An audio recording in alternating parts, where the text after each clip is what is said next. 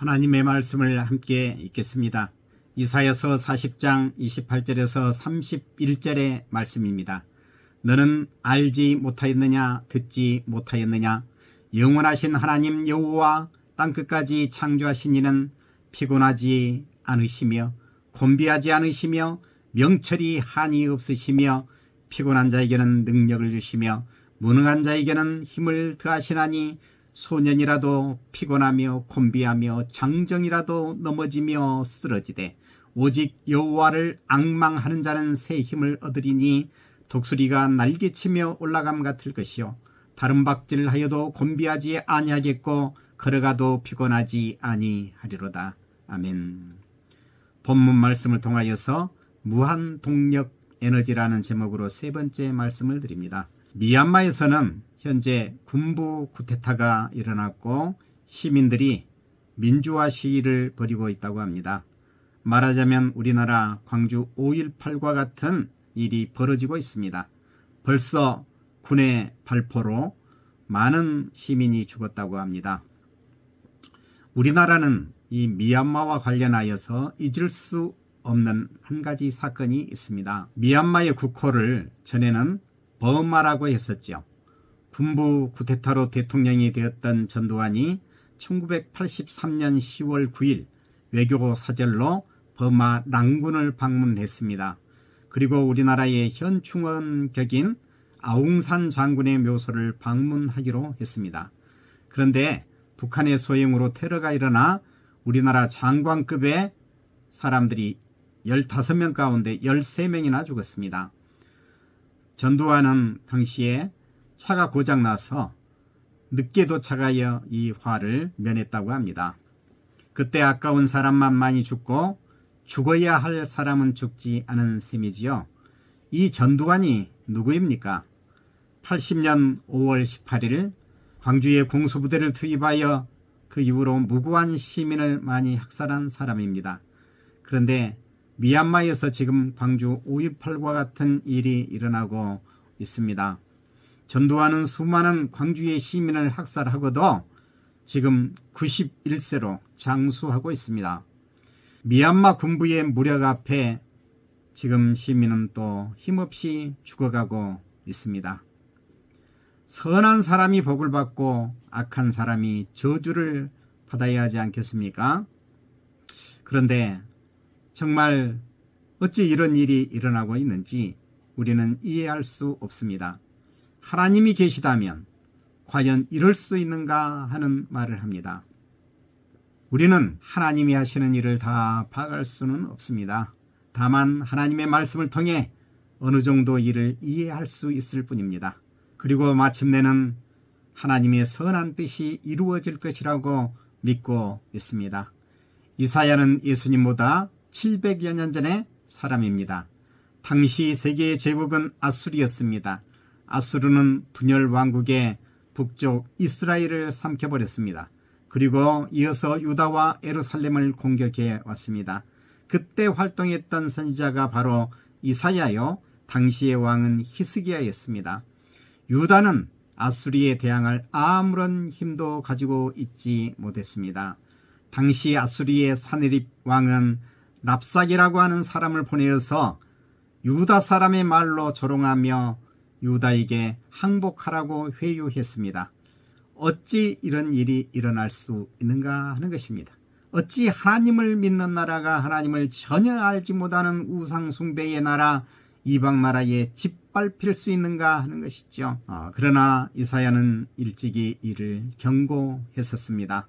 하나님을 떠나 우상을 숭배하고 율법을 지키지 않았기 때문입니다. 히스기야는 이사야의 말씀을 듣고 회개했습니다. 그가 회개했을 때 하나님께서는 아수르 군대 18만 5천 명을 한꺼번에 몰살시켜서 유다를 위기로부터 구해 주셨습니다.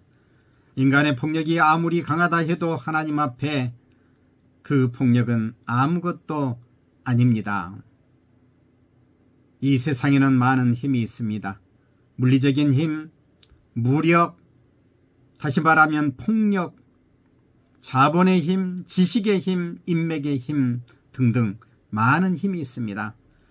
지난 주일을 살펴보았던 시편 19편 말씀에 보면 천지를 창조하시고 섭리하시는 하나님의 힘을 노래하고 있습니다.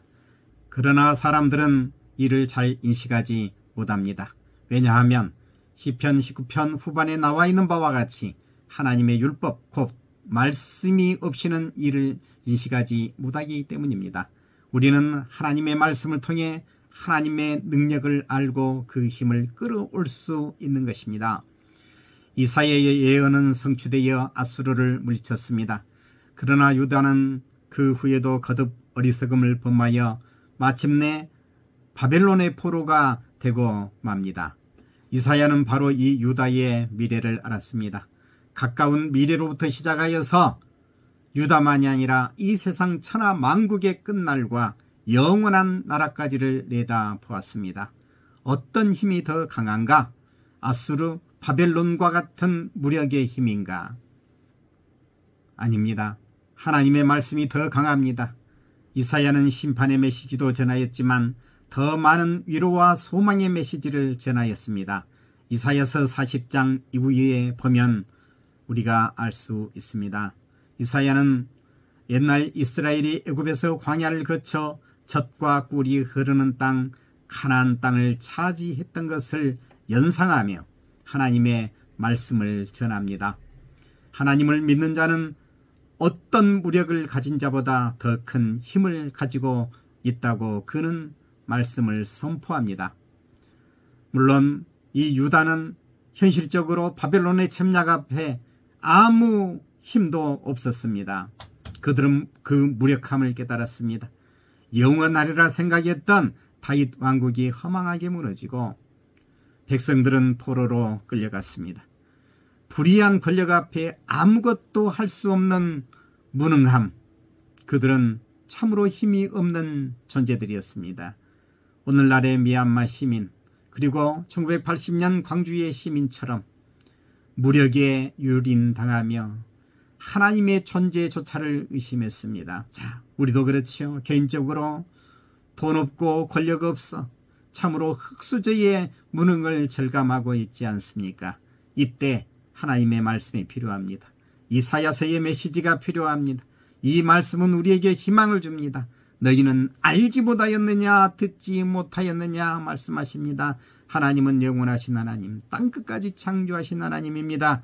세상의 모든 물질을 만드신 하나님, 그리고 모든 물리 법칙을 만드신 하나님, 또 정신적 영적 세계를 만들고 운행하고 계시는 하나님, 하나님은 피곤을 느끼거나 지치는 분이 아니십니다.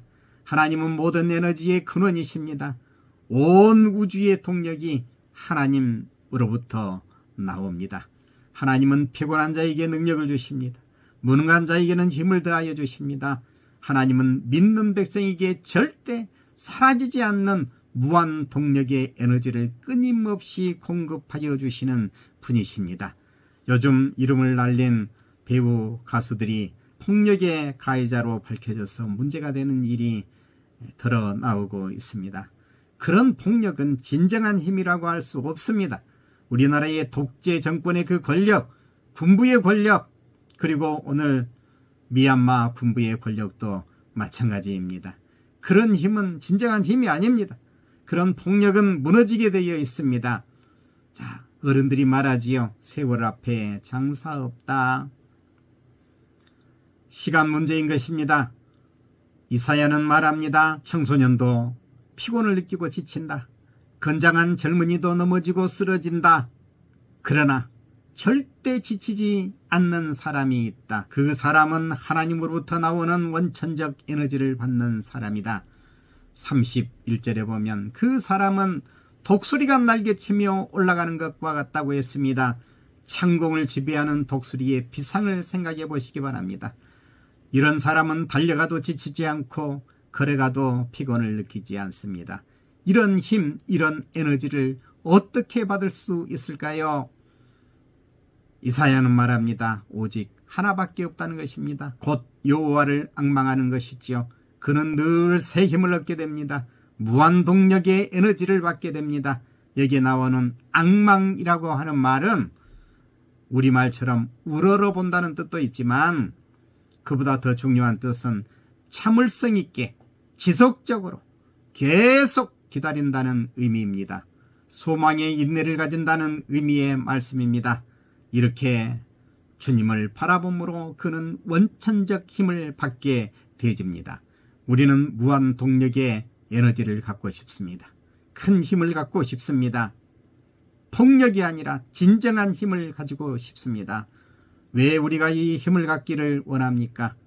우리에게 힘이 없기 때문입니다. 힘이 없는 우리는 폭력 앞에 속수무책입니다. 돈과 권력, 또 인맥, 어느 것 하나도 우리는 제대로 갖추지 못했습니다. 그리고 지금까지 살아오는 동안 정의가 짓밟히는 것을 수없이 보고도 어찌할 수 없어서 가만히 바라볼 수밖에 없었습니다. 지금도 정의를 짓밟는 폭력은 수없이 일어나고 있습니다. 그러기에 우리는 무한 동력의 에너지를 꿈꿉니다. 우리는 우리의 유익을 위해서가 아니라 하나님의 영광과 이 세상의 정의와 평화를 위하여 이 에너지를 꿈꿉니다. 세상은 여전히 불법적인 힘을 가진 자들의 세상처럼 보입니다. 그러나 우리는 기다립니다. 여호와를 앙망합니다. 하나님은 원천적 에너지를 가진 분이십니다. 우리는 우리가 서 있는 이 자리에서 하나님이 주시는 에너지를 받기를 소망합니다. 그리고 우리가 맡은 이 사명을 우리는 지속적으로 행할 것입니다. 우리는 왜 이 에너지를 소망합니까? 우리 자신의 이익을 위해서가 아닙니다. 해남 땅끝 가까운 곳에 어란이라고 하는 곳이 있습니다.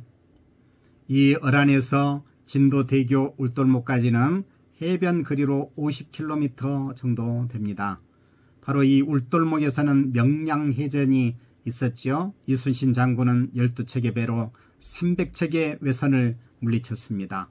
이 명량해전에서 숨은 영웅이 한 사람이 있습니다. 그는 임준영이라고 하는 수군 병사인데 그는 연락병으로 어란진에 있는 왜군의 상황을 울돌목에 있는 이순신 장군에게 달려가 전하는 일을 했습니다. 50km를 그는 쉬지 않고 달렸던 것이지요. 나라를 위해서 그는 지치지 않는 힘으로 달렸습니다. 오늘 이 시대 속에서 우리는 무엇을 위해 달려야만 할까요? 하나님께서 우리에게 공급해 주시는 그 원천적 에너지, 무한 동력의 에너지를 공급받아서 무엇을 위해서 살아야만 할까요? 자기의 이익이 아니라 하나님의 영광을 위해, 하나님의 나라를 위해, 우리의 교회 공동체를 위해, 이 세상의 정의를 위해 살아야만 하지 않겠습니까? 이런 하나님의 은혜가 모든 성도들에게 임하기를 바랍니다. 기도하겠습니다. 아버지 하나님, 감사합니다. 하나님을 찬양합니다. 경배합니다. 하나님은 우리의 힘, 우리의 능력, 우리의 방패이심을 믿습니다.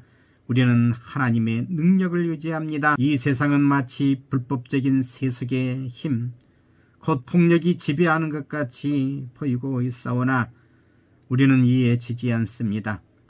우리에게는 지치지 않는 힘의 원천이신 하나님이 계시기 때문입니다. 주님, 창공을 솟구치는 독수리와 같은 힘을 주옵소서. 피곤하지 않고 지치지도 않을 힘을 주옵소서. 주님을 앙망하오며 주님의 힘을 구합니다. 우리에게 무한 동력의 에너지를 주옵소서.